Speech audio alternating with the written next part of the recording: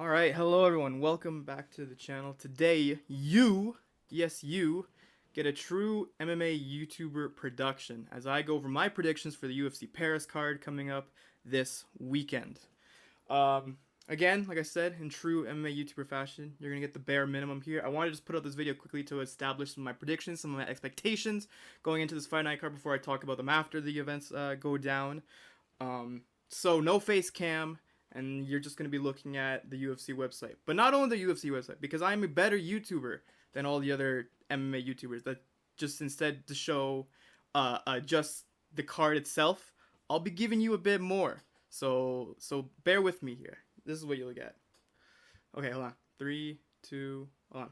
3, 2, 1. Boom. Look at all this. You got all this going on now. You can pay attention a bit more. You got a bit more to watch as I yap about some of the fights that are going to go down this card.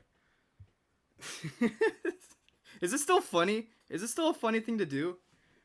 Is brain rot still just a meme, or has that just been like accepted as an addition to society now? I don't know. I'm just gonna move on. I feel like this also this is against YouTube guidelines somewhere. But anyway, let's see what we got here. Talking for this card here. Get into some of my predictions here, all unedited too. So this is gonna sound really great. I bet. First fight we got here, we got Sean O'Bannon versus Sam Hughes. I'm not too familiar with either of these guys. I'll be honest.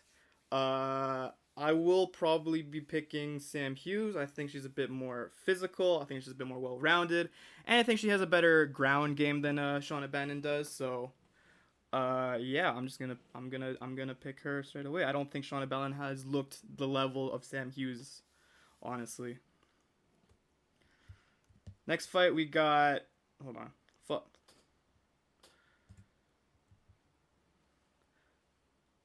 Next fight, we got Andreas Gustafsson versus Rinat Fakhretdinov. Why is this fight happening second? Can somebody tell me that? Why is this the second fight on this card? These are two legitimate up-and-coming welterweight prospects that are on the brink of almost, I'd say, fighting ranked opponents. Maybe not Gustafsson, but Fakhretdinov feels like a guy that is very soon going to fight ranked opponents. And yet here it is, it's the second fight on the card, before fucking Brad Tavares. Regardless, though, a lot of people say Andreas Gustafsson's going to win this. A lot of people have it. People think that, Gustafsson will have more ring control. He's going to be good in the clinch, and he's going to be able to... He won't be out-wrestled by Fakhretdinov. He actually has a wrestling ability. And I get that. And, a lot of Rinat Fakhretdinov's hype has been died down to, just close wins and, robberies. I think that last fight was especially a rally, but he's also had close wins. After starting pretty strong with some good wins over guys like Brian Battle and, what's his name? Kevin Lee. He had a really good win over Kevin Lee. He kind of started to slow it down and started to look a bit weaker and then still started getting favored by the judges in a lot of his fights. And so people think, Andreas Gustafsson is going to be the one to break that curse, and he's going to be the one to finally break away and be able to put Fakhretdinov in his place with the fact that he's going to have more ring control and he's good in the clinch and will have the better wrestling. However, I am going to go against the grain once again. I think it'll be a split decision win for Rinat Fakhretdinov. I see no reason as to why. Gustafsson, sure. I don't think Gustafsson is great. I do have stock in him. But I don't think Gustafsson is going to be that guy. And I know, again, Carlos Leal, fuck, man. No. Gustafsson is not going to be that guy to beat Fakhretdinov. I don't think, he's going to have the ability. I think somebody will. This isn't a hill. I remember Lucas Tracy said in his video about this card that, he wanted to be on the right side of history by picking Andreas Gustafsson to win this fight. I don't think it's that deep. I don't think this is a hill that I'm going to be killed on, let alone, it's worth dying on, I feel like there will be someone else to fraud check, not even fraud check, but someone else will beat Rinat Fakhretdinov because of he only ever goes to close decision wins, but it won't be Andreas Gustafsson. I think it'll be someone else. It will not. I think Fakhretdinov by split decision is what going to be the outcome of this fight. Moving on, we have Brad Tavares versus Robert Brzezczyk. Dude, this you ever see a fight and just think, wow, I'm really gonna have to watch this? What the fuck? Who cares? That's the winner of this fight. It's people who don't care. What the fuck is this, bro? Like, Robert Bischek has shown nothing impressive since he's come to the UFC. He fought, like, the last fight was, like, 18 months ago, and now he's fighting fucking washed up middleweight Brad Tavares. Ay, ay, ay. I'm gonna go Brad Tavares to win this fight. I think Brad Tavares will have better defense. He will outbox and kick Robert Bischek, and it will just be a unanimous decision 30-27 win for Brad Tavares. I think the veteranness in him will be able to shine through. And yeah. Next we got Trey Waters versus Sam Patterson. Trey Waters is fuck, man. Trey Waters is a good range striker. He's a really well-rounded fighter in every aspect, honestly, but I don't think there's a lot that really stands out in his game. Especially compared to someone like Sam Patterson. Sam Patterson has very strong power in his punches, which I think will play into a lot of this fight, as well as the fact that he's probably better on the ground, better in the grappling aspect than Trey Waters is. I really do like Trey Waters. I have some stock in Trey Waters, not a ton, but honestly, I think Sam Patterson does get the job done here. I could see a finish, but I think it also probably is going to be a 30-27 unanimous decision.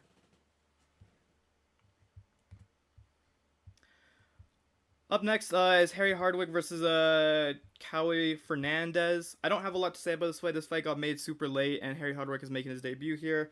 I will probably just have Cowie Fernandez by decision winning this. Not a lot to say here, again, the fight is made super late. But yeah. Heavyweight bout up next, Marcin Tybura versus Ante Delija. This is a very interesting matchup, actually, and there's a slight amount of confliction within me about what's gonna go on with this fight here, but I do think Marcin Tybura, right? He is a very good gatekeeper for the heavyweight division. Again, he's the kind of guy that is a lot of people's first tests at the heavyweight division, and he ends up fraud checking a lot of guys here. Ante Delija, though, I kind of rate Ante Delija. He's not just some random bum that's been fighting guys like Mick Parkin, right? He hasn't been fighting absolute bums. He's had good wins on the regional circuit. He has a win over Renan Ferreira, the guy that lost to Francis Ngannou, which is actually a win I rate a lot. And surprisingly enough, fun fact, as I was doing my research, I found out 10 years ago, almost to the month, right? To the month, 10 years ago, these two have already fought, with Tybura winning by leg kick TKO. Or it was an injury, sorry, a leg injury TKO. So the fact that these guys get to match up 10 years later and do the rematch is really interesting. That being said, though, I still think Marcin Tybura is going to walk away with the win here. Again, he's a good gatekeeper. I think he will be able to avoid the boxing of Ante Delija pretty well. He's going to be kicking himself, and he's going to go for the grappling exchange, which I think, is just kind of classic Marcin Tybura. He's able to get this guy down. He's going to start the ground and pound. And it's going to be just another 30-27 decision. Or you actually do see a finish in this fight. I could see a second round ground and pound stoppage. But either way it goes, I do think Marcin Tybura will be the one to win this fight. Ante Delija is way better than a lot of the other people that Tybura had to fight recently. I do think Delija is better and will beat people like Janata Diaz and Mick Parkin. But I don't think he's going to be able to beat Marcin Tybura. Up next, Umar Sy versus Brenson Ribeiro at light heavyweight. This is a weird matchup. I mean, Brenson Ribeiro is one of those guys that always seem to be the stepping stone for some up-and-coming prospects at light heavyweight. He came off his Contender Series win and immediately fought Zhang Mingyang, and lost, and then he went on a 2-fight win streak and then had to fight Azamat. So I think the UFC just kind of looked at the situation with Omar Sy in his last performance with Alonzo Menefield and decided to kind of do a double check of Omar Sy's abilities by booking this fight. I think that, they're okay, so we had a guy who looked really good, but then he lost to Alonzo Menefield. So now we want to see, because we know where Brenson Ribeiro sits in regards to, where his, level of skill is. He's a very established fighter, that we know of.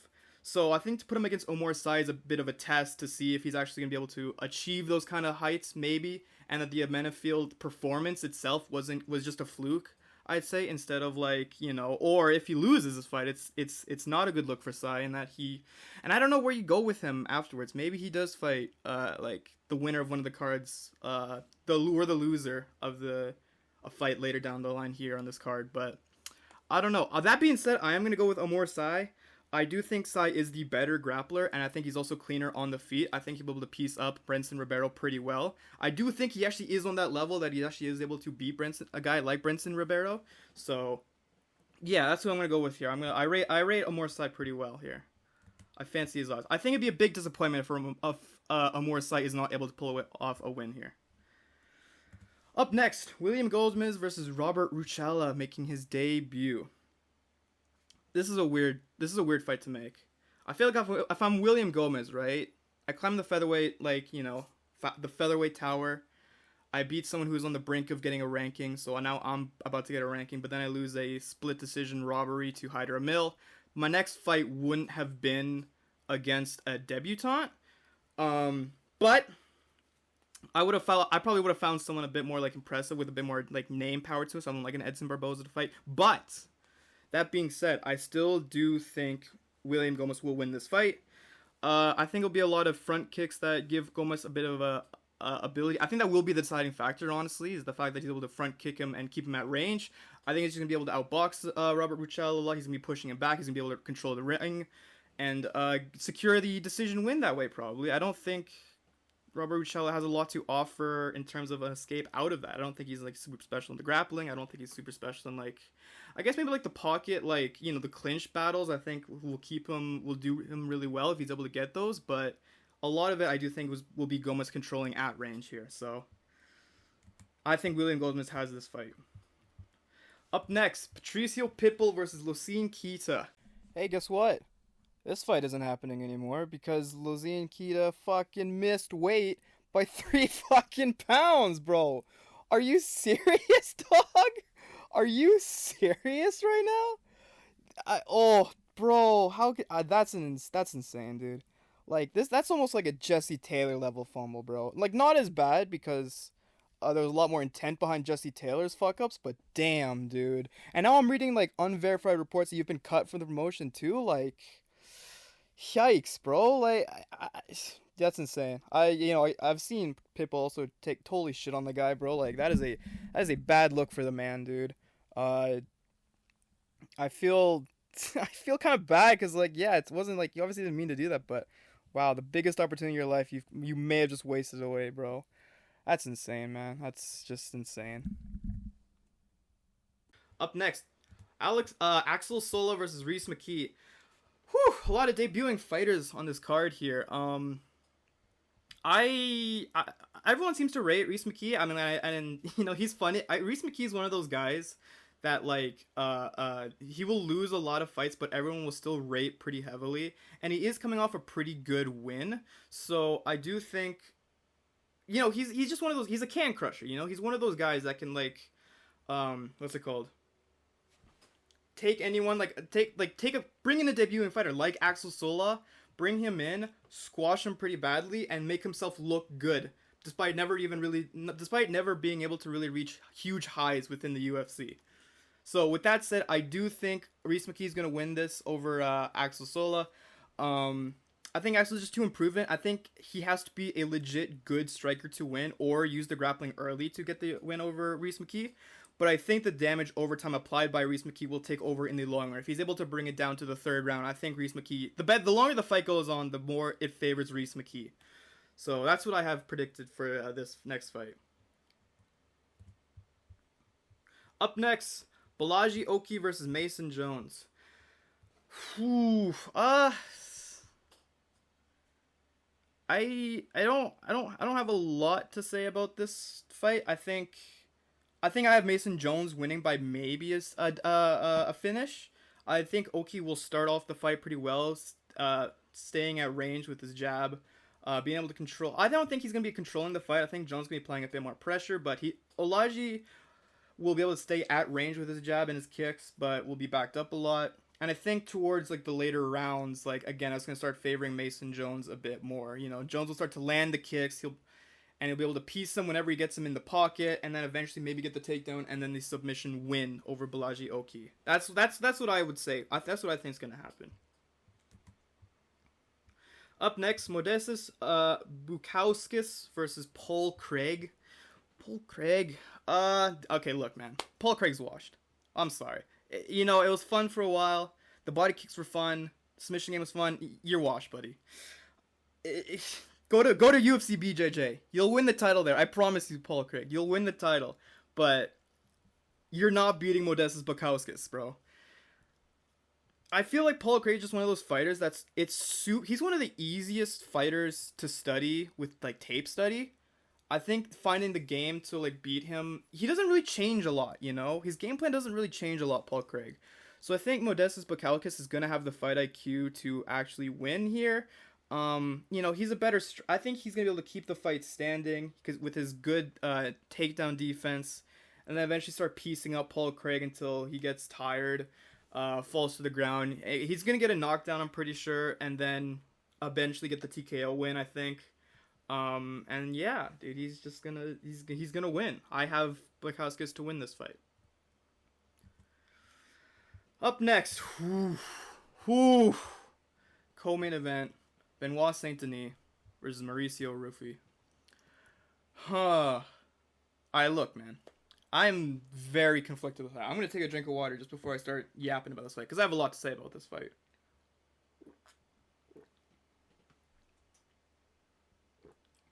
I don't know how people been able to can talk for so long without getting a sore throat.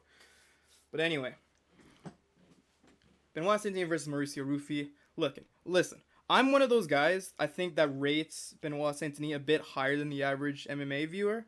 I think Benoit Saint Denis has all the tools to actually make it to the very top level of the UFC lightweight division. The only thing holding him back is his fight IQ and his striking defense. I just don't think he has I just don't think he just can't put it all together and, fucking put together some wins, you know what I mean? And that's how he ends up losing to guys like, Dustin Poirier, who he looked actually pretty good against. And then also a fighter like, Renato Moicano, where he gets split because he wasn't he wasn't defending any strikes thrown at him. And so now he's going to fight a guy that's basically been built up as the next Conor McGregor in terms of his striking ability. Surely, right? Surely at least one of his coaches is going to look at him and just look him out there and say, yo, we know your striking ability is not, your striking defense is not strong. It's not your strongest suit. And now you're going to fight a guy who's been fucking flash KOing people, who has an insane highlight reel already. Surely we got to properly train for this, right? We're not going to stand and bang with this guy, because if we stand and bang with this guy, it's not reaching 1.5 rounds. We're not reaching the halfway point of this fight if he just decides to stand and bang. He needs to go for the takedowns. And I think that's the thing, though, is Mauricio Ruffi's takedown ability, takedown defense ability and his grappling ability is still so untested. We don't know anything about Mauricio Ruffi's takedown ability. So I think Benoit Saint Denis, if he was smart and if he has the fight IQ, he's going to actually try to shoot takedowns all the time. He's not going to stand and bang with Mauricio Ruffi. Because if he does, Ruffi wins. So here's how I think this fight's going to play out, right? And there's a bunch of other outcomes that could happen too. But I think what's going to happen in the first round is that Benoit Saint Denis, Mauricio Ruffi will control early, he'll be a bit more active, he'll be controlling the fight, he'll be pushing Saint Denis back, but then Saint Denis will be able to land a counter takedown. It's not even gonna be a flashy mistake takedown. It'll be one that's an actual good you put me against the back, so now I'm gonna just shoot a takedown and be able to get you there. He's gonna get him down. It's gonna be early enough in the round that it's gonna be able to he can just lay on top of him. Maybe not be as active as he should, but it will be enough to actually win him the first round. I think it'll be early enough in the fight that he'll be able to do that. If not, then we'll see. But when that happens, Mauricio Ruffi's gonna get some really good coaching from his corner. He's gonna tell him a bit more of a game plan. He's gonna give him when he did this, these coaches are gonna give him good reads, and then Saint Denis not gonna really have anything for that. So I think in the second round, Ruffi's gonna be able to stand and bang a lot more. He's gonna be stuffing the takedowns a bit more. He's gonna be throwing some good combos that do some real damage to Saint Denis. And if Ruffi is good enough, he will actually finish the fight in the second round, right? If Rufi's gonna win this fight, it's either gonna happen in the first round when he's like, when he counters like a takedown attempt from Saint Denis, or when they're standing and banging in the second round because Saint Denis can't find the takedown anymore. If it goes to the third round, I think Saint Denis is gonna win because at that point Mauricio Rufi will tire because I don't think his cardio is the best. We've seen that in other fights. I don't think his cardio is really that great. And so when it gets to the third round, I think Saint Denis is going to be able to like find the spot, make, you know, he's going to be being read a lot. I think he's going to be applying a bit more pressure though still. But Rufi will find a spot. This is where I think he will like mess up a bit more. He will get a bit sloppy, maybe just try to go for something a bit desperate when he really didn't need to. And then Saint Denis is going to be able to land the takedown and then secure himself a win 29-28. Maybe a split decision depending on when in the round the takedowns happen. But I don't see a world where Mauricio Rufi will be able to get out of the takedowns. I'm leaning towards Benoit Saint Denis because surely, right, after these two losses that he's faced, and you know he didn't even look really that good in his last win, but surely, right, he has the wherewithal to look at like the guy he's facing, the guy he signed up to face, and is like, oh yeah, he's not gonna think like I can stand and bang with this guy. Surely not. I think he's gonna be able to. He thinks that his grappling ability isn't as good as mine, so I'm gonna go for takedowns. I'm gonna shoot for takedowns, and I'm gonna be able to smother him on the ground. He's not gonna be able to get out. I'm gonna be able to control him for a lot of the time on the ground, and then I'll be able to secure the win that way. So that's just what I think is gonna happen, bro. This just sucks, man, because like the fan in me wants Mauricio Rufi to win, right? Because again, at any time, Rufi could just see one of these takedown comings and like fucking, what was it? Marlon Moraes versus Aljamain Sterling. Just throw a knee. Oh no, it was Barboza. What's his name? Barboza Benil Dariush, where you just throw the fucking knee as he's going for the takedown, get another highlight reel KO for your career. Mauricio Rufi could totally do that. I see that happening for sure too.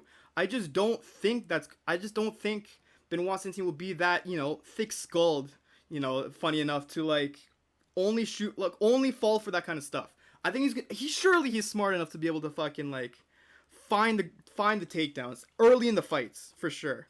Maybe not in the second. I think he'll be smarter in the second, but you know, Rufi will tire, and then he'll struggle to find the strikes. Oh, he'll struggle to land strong enough strikes to take down Saint Denis, and then Saint Denis will get the takedown in the third round and win himself the fight 29-28. I'm just scared though, man. I'm scared. I feel like whatever way I go, whatever side I pick, I feel like, and if whatever side I pick and I'm wrong, I'm gonna look like a massive fucking idiot. Because like if I pick Saint Denis and Rufi ends up winning, I just look like a fucking idiot for picking Saint Denis. Like, why would you pick this guy that clearly has no fucking brain power to beat a guy that's like looking like the strongest fucking striker in the lightweight division? But if I pick Rufi and then Saint Denis absolutely schools this guy in the grappling, it's like, why would you pick a guy that has such unlike fucking noticed like grappling ability? You know, I feel like this is a lose-lose situation anyway. But regardless, it's a big legacy fight for both guys. I think if Rufi does win this fight, like whatever way, it will propel him to a spot that I think he actually would be able to fight for a title.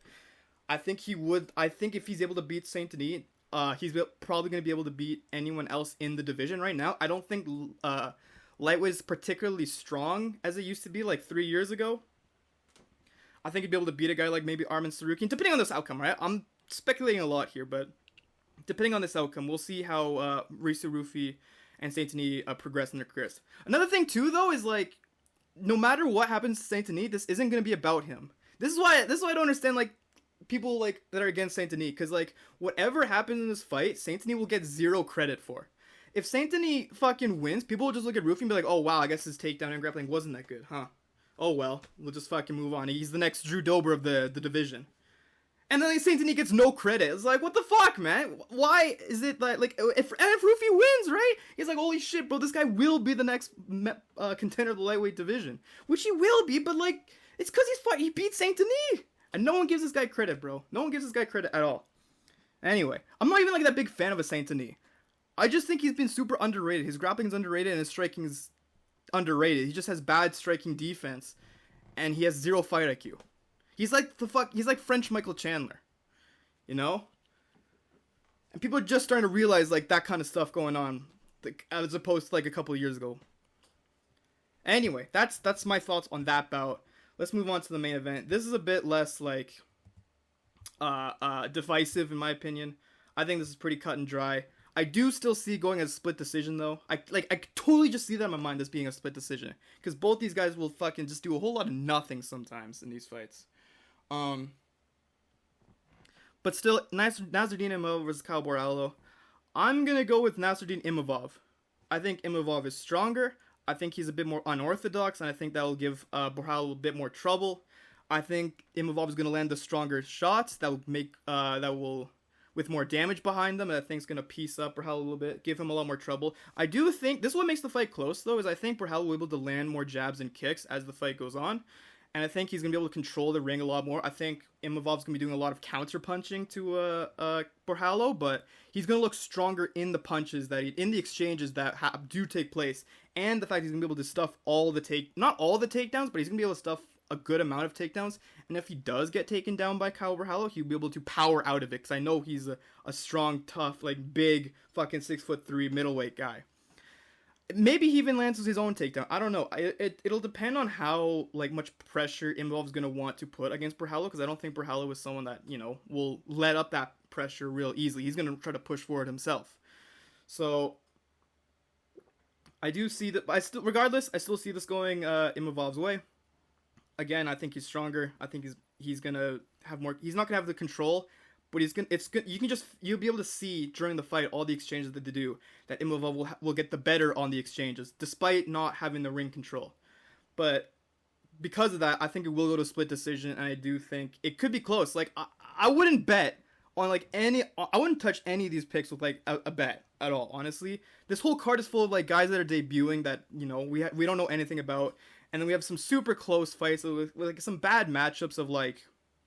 Stylistically, some bad matchups that like could totally go the opposite direction of what I just said. I could be totally fucking wrong about I could be wrong about every single prediction I just listed here. It's just one of those cards that like I could go like fucking 0-12, whatever. However many fights are on this card. But anyway, that's my video on those are my predictions on this card. Let me know what you guys think in the comments down below. Be sure to like, share, and subscribe. I can't wait to upload a reaction to this fight, probably the same day that it goes down. But until then, I will see you guys in the next video, and that will be all for me. Goodbye.